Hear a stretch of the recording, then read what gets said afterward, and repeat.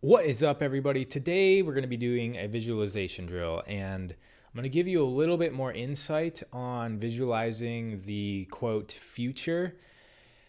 A lot of us have done visualization techniques in the past, so this might just be a cool reminder to do another one today, or it might be a little different take on something that you've done in the past. So, whether we're talking about sports, a competitive event, a lecture you're giving, just existing in the world, having a good night's sleep, whatever you are creating, we're going to visualize that. Now, the key thing here is when we visualize, we want to have the gnosis that reality exists. Whatever we are seeing in our mind's eye is true. It is existing.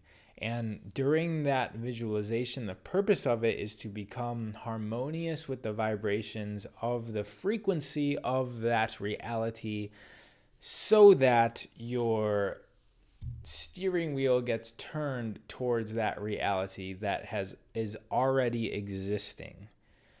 Now, I want to be careful to stay away from the thoughts that the critical mind may have telling us that that doesn't happen. That reality doesn't exist. What are you doing thinking about that? That can't happen.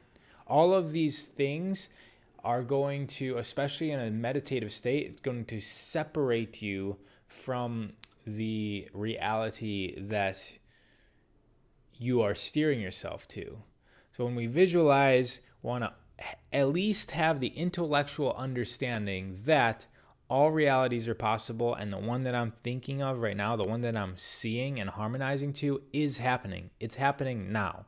And with that knowledge, we can then harmonize in. Now, the second key thing here is this concept of non-attachment. And true non-attachment would mean that you wouldn't even be desiring. There would not even be a visualization technique necessary for you to do. However, we're doing them because this is a practice and we're practicing. Eventually, you may get to the point where there's no desire, no visualization technique. In fact, maybe the visions just come to you. You sense the future. You're present, presense. We've talked about this in other daily practices.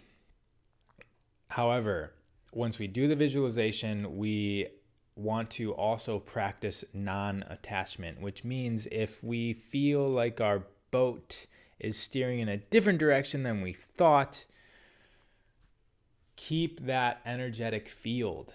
Okay, it's okay if you don't go to if it doesn't look how you thought it would look.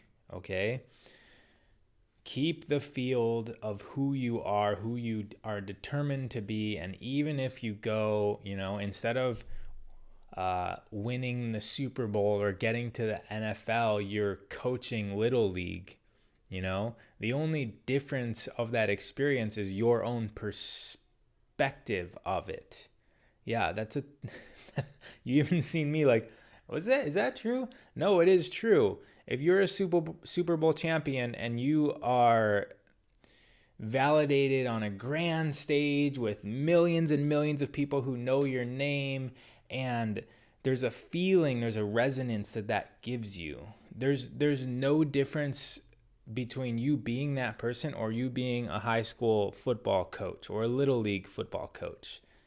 If you still have that feeling, if you still perceive yourself as this grand superstar, then the actual circumstances of this physical reality do not matter.